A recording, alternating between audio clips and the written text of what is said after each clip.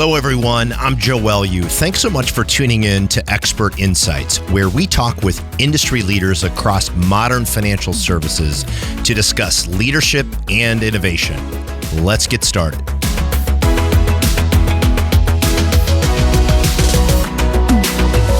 Hey, everyone. Super excited for today's guest. After starting his business in possibly the worst year for financial markets since the Great Depression, 2008, those of you that remember, Shashank Shekhar has led his company to be one of the fastest growing mortgage companies in America by helping thousands of families secure better financing for their homes. Their growth has been built on the pillars of legendary customer service and an unrelenting focus on education. Shashank lives and breathes the mantra, "We are in the customer service and education business. We just happen to do mortgages." He is an Amazon #1 best-selling author. Shashank was also named 2022 Entrepreneur of the Year by Stevie Awards and is the host of the Shashank Redemption podcast. In September 2020, Shashank led his team to create Rachel, the first digital human in the mortgage industry. Super excited to have you with me here today. Shashank, welcome. Good to see you, buddy. Good to see you too, Joe. How are you doing? Good, man. Good. It's 2023. Hard to believe. We were catching up a little bit before we went on air and hoping for those rates to come down a little bit. But in spite of all that, some really good things happening in your organization. And I know as a technologist and as a leader, you're incredibly bullish on the opportunity that's out there right now. Maybe start out by giving us your take on the market as it is right now from the lens of a practitioner, somebody that's running a company in this environment, and where you think we're headed this year. Yeah, Joe, I bring a unique perspective because I run a company. I'm a technologist, as you mentioned, even though I did not really go to an engineering school to get my degree there. Also, I'm a loan officer. I'm one of the top loan officers in the country. So I do this thing every day, which a lot of loan officers are doing in the trenches. And that helps me bring perspective to my company, to the industry, which is unique, is because I could see it from different lenses. And where I really see is there's a realist view to it and there's an optimist view to it. The realist view is that it's tough, and it is what it is. I mean, I'm not here to mince my words and give false hopes to anyone. It is very tough, both if you're running a company like me or you're just a loan officer and really doing your business.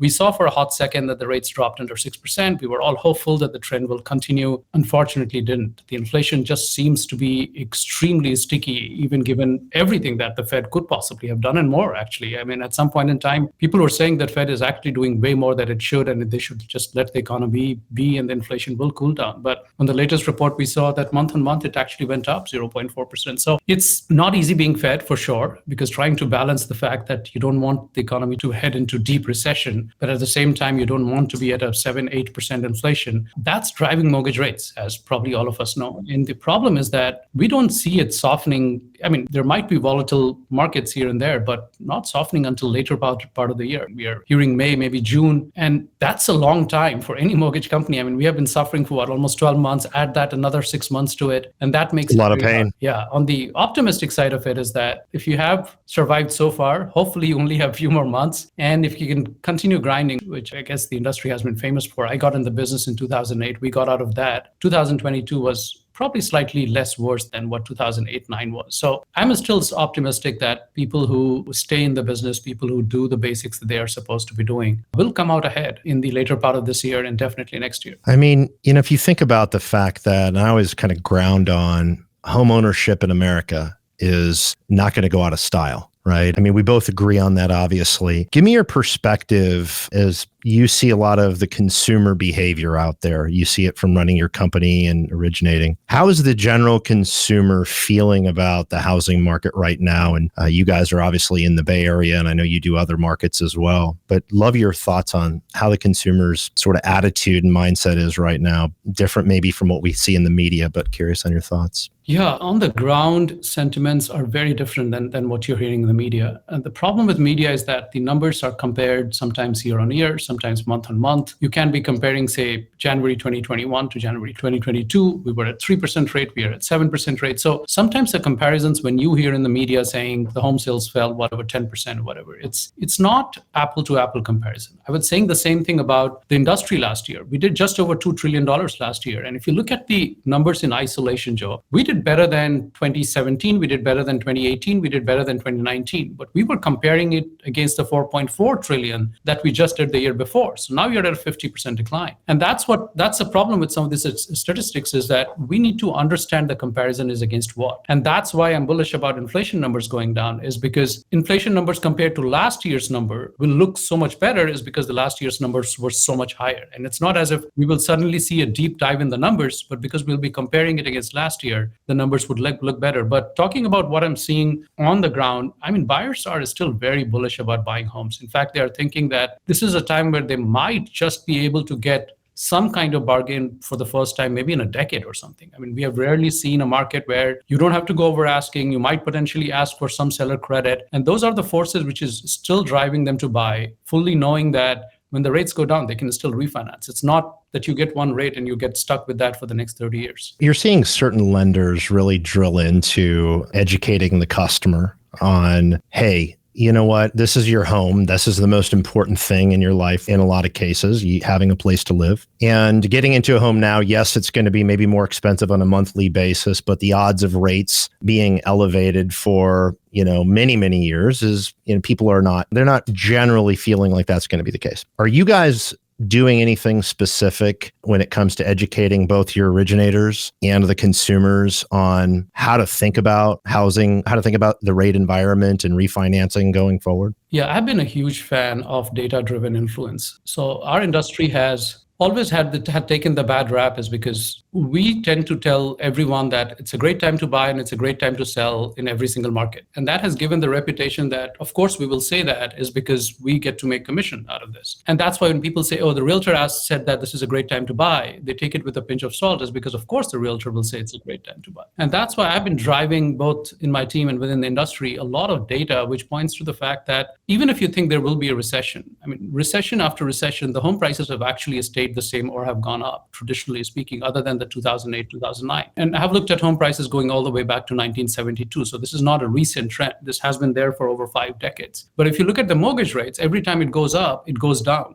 So we may not be able to predict whether it will go down in May or June or September or October, but we know that it will not stay at 6.5%. At some point of time, it will get under 6, maybe even get under 5% at some point in time. And the good thing about US mortgage markets is that refinancing is almost as easy, in fact, easier than purchase in most cases. And so it's not a question of, wow, I'll have to go through this entire process all over again, and who knows if I will be able to refinance or not. Because if you're qualifying for a purchase now, chances are you'll qualify for refinance again. So data-driven influence, especially with the kind of customers that we work with, younger audience, I think tends to work much better than only emotion-driven influence. I think that's so exceptionally well said. And one of my favorite sayings is, the data doesn't lie, right? If you look at the data, you look at the analysis over the long run, it gives you context. It gives you a much better grounding of reality. And so as you're going through the sales and marketing process with prospects, leads, referral partners, because I think a part of what I've heard about you guys, like you do a great job educating not just consumers, but also the real estate community as well. And, correct me if I'm wrong, but are you really intentional about adding that talk track into the sales process across the board? Absolutely. And that's something that I've been driving on my company meetings to my loan officers. I've been educating other loan officers in the industry, really. I mean, I've done tons of webinars this entire year with MGIC, other platform, NMP, everyone, trying to teach them the same thing, is that, look, this is when the market gets tough, you can't just have a unidimensional approach to selling. You need to have multidimensional approach to selling. And that multidimensional approach in this case is that you need to push the data-driven influence. You need to push product-driven influences, like what is a good product market fit in a market like this? Are you talking about seller buy down? Are you talking about temporary and permanent buy downs? So there are several things that does play a role. And you're right. A lot of this education needs to go to the real estate agents, because within the industry, you might even hear from people like us, and maybe you're aware of this. Within the real estate side of it, very few people are talking to them. A lot of loan officers, you'll just assume that that's a conversation they're having. But this is a great opportunity for you to go and pick up some of those real estate agent partnership that you have been working on for a long time by bringing some of these ideas, saying, hey, why don't you take some of the data that I'm giving you to your consumers who are sitting on the fence and telling them why it's a great time to buy? Yeah. Well, I think, one of the things that I've heard people talking about, and I believe this as well, and it sounds like you're an advocate, is, thinking, getting the loan officers and the sales people in our industry, advisors, whatever you want to call them, originators, people that help consumers purchase homes, right? People that help them with financing. If you index hard on education and advice, that's always your true north versus just trying to sell, right? So basically, stop selling and educate and then advise. And it sounds like that's really your part of your playbook through and through. And I would argue probably a part of your secret sauce to being successful over all these years has been you've really stayed true to that, right? It has been, Joe. And you hit the nail on the head there. That's exactly true. Is that when I got in the business in 2008, I was a year and a half in the country. I knew 3 people in the entire US back then. I had my closest relative was in Canada. I had no friends here. This is all in 2008? This is all in 2008. And you knew only 3 people in the US? Entire country. And those 3 people were my colleagues from a company that just got shut down. So they weren't buying in a hurry for sure. So, and I had $1,900 in savings. I was like 18 months into the country. So I hadn't saved. All right. We got to walk into this a little bit. I know this isn't on the script, but this is really incredible because you and I both get the chance to talk to a lot of people in the industry, and you hear so many people, their default is always to point to the obstacle, right? There's always an obstacle. And, coming to this country, knowing 3 people in the entire country, starting in the greatest financial crisis since the Great Depression, you said you had less than $2,000, like you could not see obstacles. You had to only see opportunity to be successful. Walk us through, man. Like, how did you, I know we don't have all the time in the world for the story, but I want to hear a little bit about how you were able to overcome that, because I think it's really incredible and it's relevant right now for what a lot of people are going through. It is, yeah, and hopefully gives some hope to people who are struggling, is because hopefully they can learn from some of my struggle. My main reason really for getting into the business were twofold. One was the fact that I always wanted to start my business, and for some reason I thought that, hey, this is I lost my job. This is something that I'm still low risk. My daughter was, I think, a year old then, and I was like, if I don't start my business now, 10 years later, there might be just way too many obligations, just way too many things for me to take the risk. So first, I think there's an element of risk taking. There's an element of entrepreneurship, something that I always wanted to pursue. 2, I saw what happened to people in 2008, like lack of education. How could it destroy not just the financial system, but technically the entire country, if not the entire world financial services system and everything else that got attached to it. So you could see that education could play a huge role in not just turning around, but keeping that kind of problems at bay down the road. So, and that's when, of course, I struggled in the first 12, 18 months because I didn't know anyone. When you get in the business, the first people you turn to are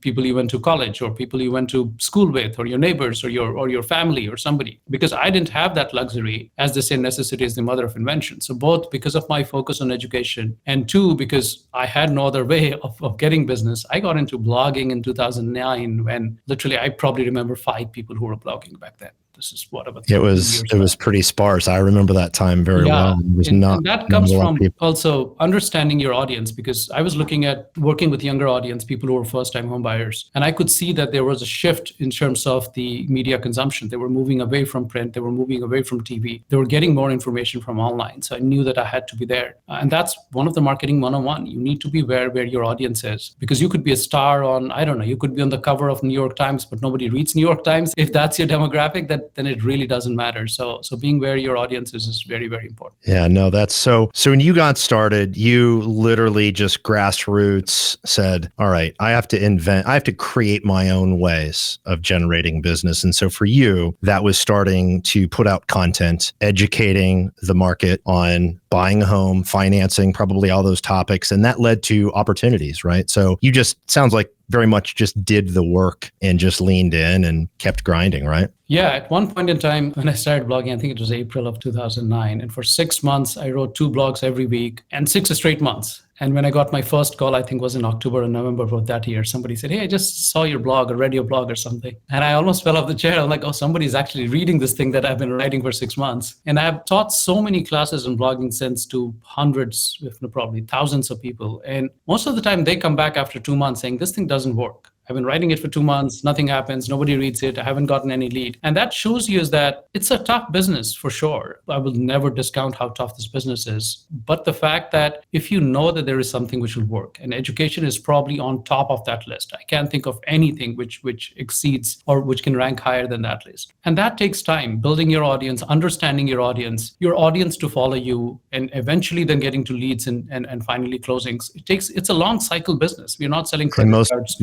Yeah. No, most people just quit, right? Yeah, most people don't want to put in the time. Yeah, no, so well said. Yeah, but once you put in the time for something like this, that's what gives you the predictability and the sustainability and the consistency of the business, which very few ideas actually give you. That's why we see so much of roller coaster in the industry. Not everything is influenced by macroeconomic factors. Some of it is because we don't, both as a mortgage company and as loan officers, we just haven't figured out of building a sustainable business model. So many people are still so transactional, right? And coming off of the exuberance that we saw, you've seen that shift to where people were forgetting that we're still in a relationship business, right? And to build those relationships digitally or face-to-face is a process. And you have to have a very thoughtful approach to doing it. And so I want to segue in, we started segueing into really what I would put under the bucket of marketing and customer engagement, marketing and just growing the business, and blogging was a component for you. But as you think about, as we sit here today, what are some of the immutable laws of marketing that you believe are still tried and true and super relevant for anybody that's trying to, say, grow the business in this environment? Really, two things is what I focused on. One is the product market fit.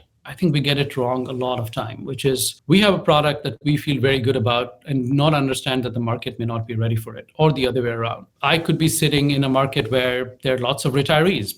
I could be sitting in a Florida market where a lot of retirees are moving, but then I'm not offering reverse mortgage as an option, for example. Or I could be sitting in a market where there are lots of immigrants who have probably very small down payment, but I'm not offering down payment assistance or low down payment programs to them. That's a product market misfit. And that's, for me, is very important when you try to start building your marketing strategy, that you first test your product market fit. Do you need to be in a different market because your product does not address it? Or do you need to change your product to fit the market? And the second one, which I said earlier, is that don't figure out the audience that you want to target and understand where that audience hangs out. If you're targeting a market which is, say, more Gen Z, more millennials, because that's, of course, the future of home buying is, but you are focused more on, say, TV, you're focused more on print, or you're saying, I don't use social media, I don't care about social media. It becomes hard because you are at a place where your audience is not, or your future audience is not. So for me, those were the two things when I was looking at in 2009 to carve out my marketing strategy. And it has held up. It has withstood the test of time and I could still use the same strategy over and over again. It does really still work today if you think about it, because what you're describing, I talk about it slightly differently, but what you're talking about is really clarifying your audience and then segmenting your audience down to who's my ideal persona in terms of, let's say I'm going to go after reverse lending, right? And as an example, you're going to do segmentation of your audience to make sure you're pinpointing that group of people, and then your marketing, your approach, your campaign, your content is then very much designed to speak to that, not only where they hang out and where they consume content, but also what they care about, right? I mean,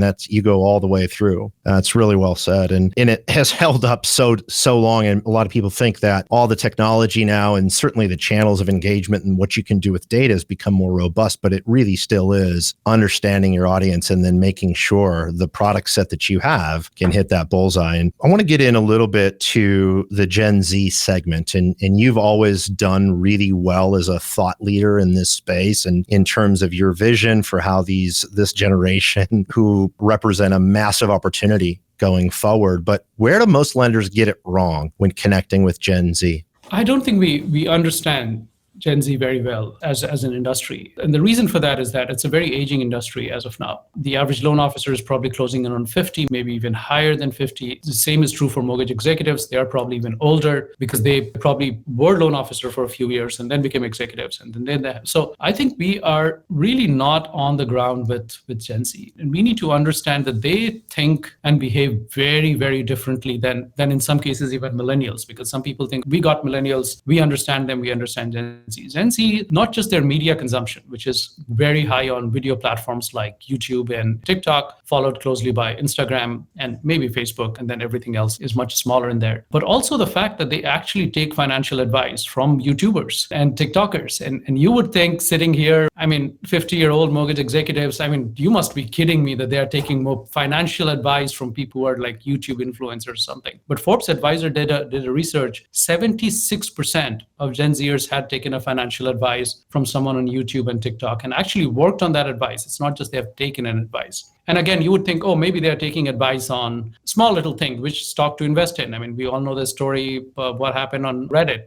Yeah. So maybe they're thinking, oh, maybe which stock to invest in. But almost 22% of home buying tips or home buying information was taken on YouTube and Reddit. And same with debt consolidation or credit repair, almost 35%. So what we are seeing is that they are not just present on that platform, because the first theory was that, yes, they are present on that platform, but they're not taking financial advice from people there, right? So first, that's untrue. Second, even if they're not taking on those platforms, 35% of them are doing online research, which means people like us who are blogging have a huge opportunity of getting found or creating videos on YouTube. So we need to get out of that mindset of the fact that, oh, we have done it this way and it has always worked. I'm not saying this is the only way to work, but as Gen Zers get into more mainstream, and they already are, it will become harder and harder to target them through traditional media and through traditional way of working. So if you don't switch that script now, if you don't start focusing on that now, 5 years later, you may be too archaic to be able to attract that segment. So said differently, and you've really put an exclamation point on this. If you don't have a strategy around video as part of your marketing playbook, you better think about it, because you're going to be missing an entire segment, the way they consume content. You agree with that? I do, but also, Joe, there's really, for me, the way I look at a customer journey is that whether it's your Gen Z or millennial or retirees or whatever, is that there's 3 stages to experience. There's a pre-stage, there's during stage, and there's after stage. The pre-stage is they have not interacted with your product and service. So they have found you on the web, they've read your reviews, somebody told you about them. That's a pre-stage. During stage is when they actually engage with your product. That's when you're giving them the mortgage. They're going through that process. And after is what happens after the closing. And I think even if you get one part of it right, meaning say you're a really good marketer, you understand Gen Z, or maybe you're slightly younger. Top of the funnel, you're good at that. You're really right? good at top of the funnel. Now they come in and now you don't have the digital experience that they're looking for. I started taking online application in 2008 when nobody even knew there is something called an online mortgage application. And that's why it's really important to understand that just getting them in the door is just one part of the experience. You're still missing the other 2. And that's so true. Yeah, that's where when a robust CRM comes into place, is both during the journey and after the journey, is because that's where you're able to stay in touch with them, both during and after. And that's why we have, say, 8% to 15%, depending on who you're hearing, retention rate, is because the industry just does not have that kind of focus on the fact that, hey, once this closes, what happens next? And so platforms like Total Expert, you could potentially, increase your business 10, 15, 20% practically by doing nothing or putting some of these post journeys on autopilot. What we always look at, and what's still shocking, is how awful the industry is at transitioning from the transaction to a longer term relationship with that customer, right? But equally as shocking, and you're pointing it out, is if you look at the customer journey, there's holes all over the place in where opportunity is lost. In this environment, I think we spend a lot of time there's not business falling from the sky. So people are tending to spend time looking at it. But it's interesting because if you look at the pull-through rates and you look at, call it lead or application to close, and the numbers are all over the board, but they're not great. A lot of organizations have maybe 50%, some 60% pull-through. So 40 to 50% of the people that apply are not actually funding. And a lot of the time is the process maybe is taking more time. They're out shopping, and the lenders, and tell me if you agree or give me your color on this. The lender is then not adding any additional value, any additional education, any additional content, any additional communication to help bring them through that customer journey. Is that how you see it, or give me your context around that? Yeah, I see it that way, and I understand it this way as well, is that even if that person came into the pipeline and now has no option to go out because they have 30 days to close and you're on day 7, they don't really like your process, but they have to still go through it. They're not referring you future clients. They are not coming back themselves. And you're losing I did 7 loans in my first 12 months, Joe. Because of course I didn't know anyone, I had no money to invest, whatever. All of those 7 clients, each one of them are probably valued over $250,000 for me as of now, maybe even $500,000, is because it's not the size of the database. It's like every single person could potentially be a 7-figure customer for you, because over next a decade or so, they will come back, they will buy investment homes, move up homes, they will refer a friend who will refer a friend. And that's part of the transaction that we don't understand, is that even if we made the client go through that transaction because he or she had no option, they are not coming back to you. They are going back to somebody else who promises a much more streamlined, much more digital, much more faster experience next time. So early on in your career, this is really cool that you're pointing this out, and it's obvious why you've been successful. You understood the customer lifetime value from day one. It sounds like that was part of your strategy. For every customer you looked at bringing in, it was not, hey, I'm going to make $5,000 or $10,000 or whatever it is on this loan, and I'm going to help them buy their first home. It's what's the lifetime value potential of this individual customer, and how can I make sure that I capture all of that over the next 20, 30 years, right? Yeah, in marketing, it's called LTV, which is very different than the mortgage LTV, which is lifetime value. Totally. I was just talking to Dan Catnello the other day on this and saying, in software, we talk about customer lifetime value yes, exactly. all the time. Yeah, SaaS products talk about that all the time. But in lending, it's like this new concept all of a sudden, right? Yeah, and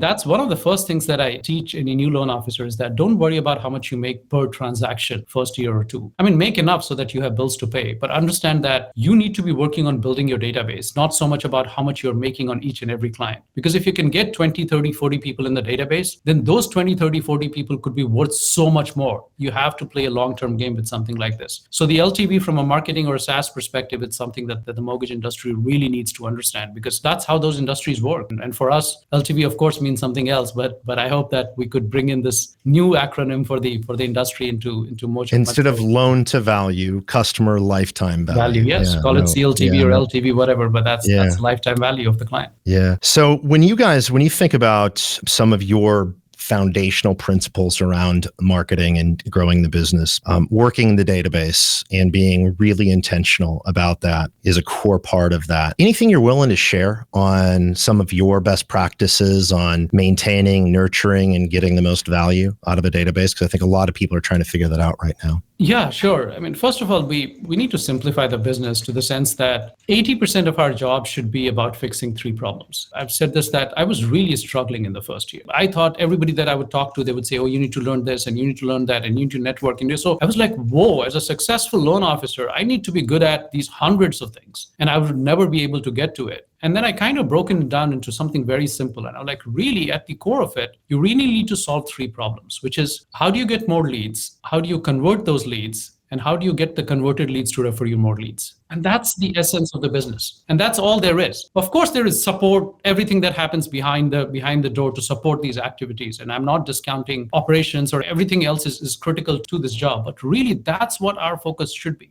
And everything should roll up to those things. Everything should roll up to those 3 problems. If you can solve those 3 problems, I mean, everything else is really secondary. And the problem is that we really focus on that. And so everything, whether you're doing operational efficiency, you're implementing new technology, nothing should be for the sake of this technology is for technology's sake. I mean, I sit in Silicon Valley and you'll be surprised how many times I hear a product idea, even funded $20, $30 million by VCs. I'm like, what problem does it really solve? And how did they get that kind of funding? Of course, they went to Stanford or something, and they had pedigree and all of that stuff. But we know that this is not a product that's going to last. And lo and behold, 2 or 3 years later, the company closes down because they're not really solving any problems. But we've seen that story so many times. Yeah, and that's the important part, is that you take those 3 problems and then you make your own solutions. I can, like for us, because I asked us to give us some tips on all the 3 parts of it, and I'll wrap it because I know we are going ASM. But for the first part, which is how do you get more leads, for us, it was always about education. And not just education directly to the client through content creation, but doing a ton of events for real estate agents, a ton. Whether I had 5 people in the room,